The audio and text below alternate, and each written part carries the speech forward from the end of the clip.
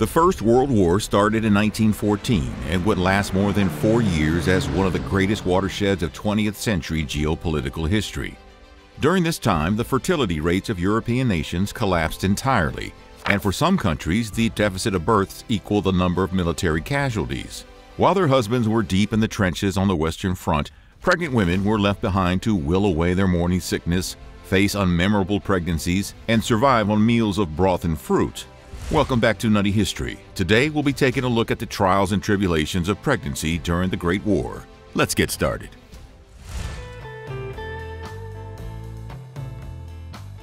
More and more during this period, women were saying goodbye to midwives and hello to the comfort of hospital births.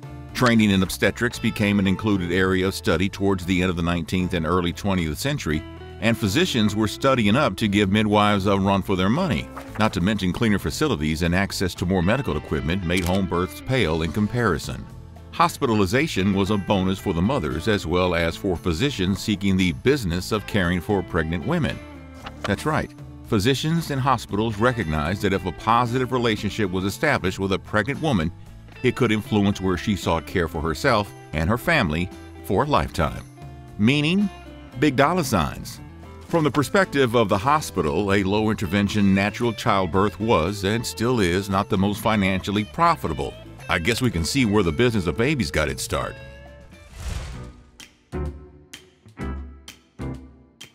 A common instruction for moms-to-be of the era was that in order to have a beautiful baby, they must refrain from thinking ugly thoughts. Furthermore, the superstition long prevailed that if the mother did not get what her longing soul supremely desired, that the oncoming baby was going to cry and cry until it was given what the mother wanted and never received. Seriously, one mother gave her baby a huge mouthful of underripe bananas because when pregnant she had craved and craved bananas, and for some reason or another she did not get them. The soft, smooth piece of banana slipped down the baby's throat, into the stomach and intestines, caused intestinal obstruction, and finally the end came. And another victim was registered to the fallacies of fear and the superstitious belief in cravings and markings. Glad we moved past that one.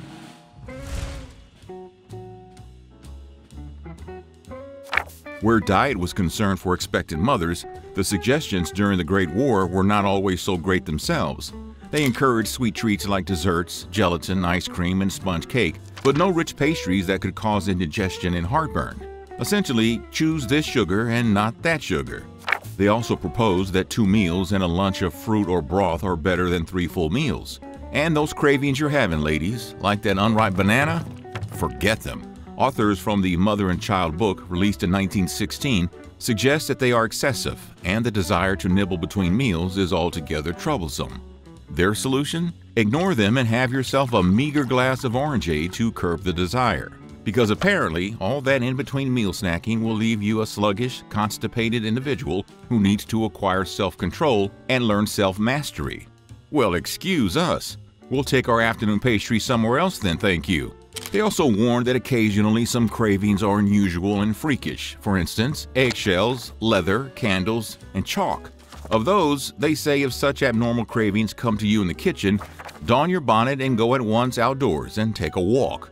Every time we try this, we always end up walking into a shop and leaving with a wheel of cheese. Go figure.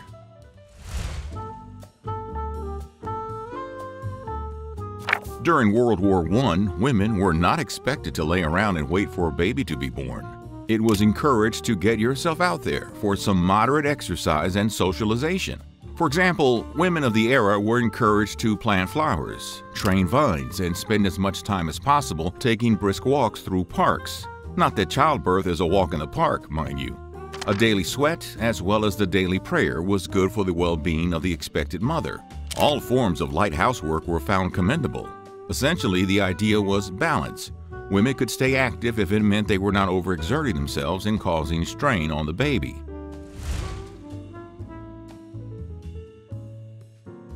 Aside from having to deal with all the wild changes in their bodies from pregnancy, it was also suggested to women to take close care of their bosom. It was said that the breasts were usually neglected during the months of pregnancy, and as a result, complications occurred after the baby came which caused no end of discomfort to the mother. The key was to wash the breast daily with liquid soap and cold water and rub increasingly until all sensitivity had disappeared. Well, what does this achieve? Toughening them to the extent that no pain whatsoever is experienced by the mother when the baby begins to nurse, of course. We have a feeling this might not have worked for everyone, or anyone for that matter.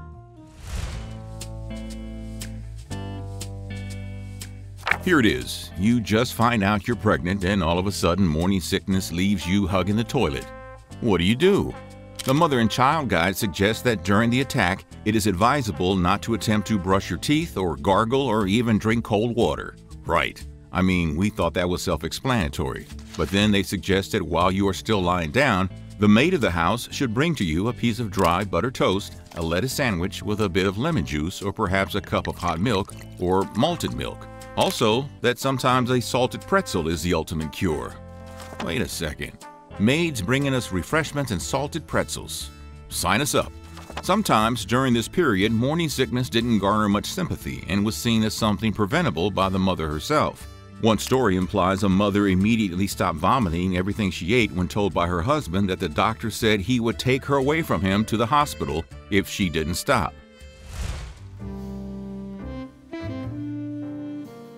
Let's just say avoiding labor pains has been an ever-present theme for women in childbirth since ancient civilizations. During this time period, there was one popular method for laboring mothers: twilight sleep, a soothing name for what's better known as a combination of morphine and scopolamine, which not only relieve pain, but cause women to forget most of their labor and birth. Unsurprisingly, twilight sleep was not without its complications. Women who were heavily medicated had difficulty communicating and difficulty pushing, so forceps and cesarean sections were often necessary to complete the birth. This puts both mother and baby at higher risks. And even after a successful delivery, babies who were born to heavily medicated mothers were born sleepy, with a decreased drive to breathe, and often needed resuscitation. Despite the drug's amnesic effects, women under scopolamine still experience intense labor pain, screaming and thrashing so much during labor that they were placed in crib beds to avoid accidents. Additionally, the measurements of morphine and scopolamine had to be precise, as the risk of overdose was high. Thankfully, this method began to fall out of favor in the U.S. after the death of Frances Carmody in 1915, who was a strong advocate for the drug. Though it's not clear that it directly caused her death, it made enough women fearful of it that by 1917, it was rarely used altogether. Though the twilight sleep movement was brief, the drug's promise of a painless childbirth propelled women and their physicians to increasingly seek drugs and other means to ensure that childbirth would be as painless as possible. While we had a lot to thank the troops for during the war, an almost forgotten horror of World War I was the rapid spread of the dreaded sexually transmitted infections, like syphilis and gonorrhea, aka the clap. And thus, the popularization of the condom was born. The protection provided by condoms was well known. German soldiers were even officially issued condoms to reduce infection, and instructions for enlisted men, warnings and examinations ensured that they were used more often than not. Great Britain and the United States were not so hasty, with moralists at home fearing that easy access to condoms would promote extramarital intimate activity. It wasn't until 1917, after STIs had put approximately 5% of all British soldiers out of action for weeks at a time, that the distribution of condoms began. Unlike modern condoms, the U.S. military distributed significantly thicker rubber models that could be used not once, but several times. Ew. We thought the aim was not to spread disease. All in all, U.S. forces lost nearly 7 million workdays to these diseases and were forced to discharge about 10,000 unwell soldiers. Well, there you have it. Which tips would you have tried and avoided as a pregnant woman on her own during the Great War? Tell us in the comments below.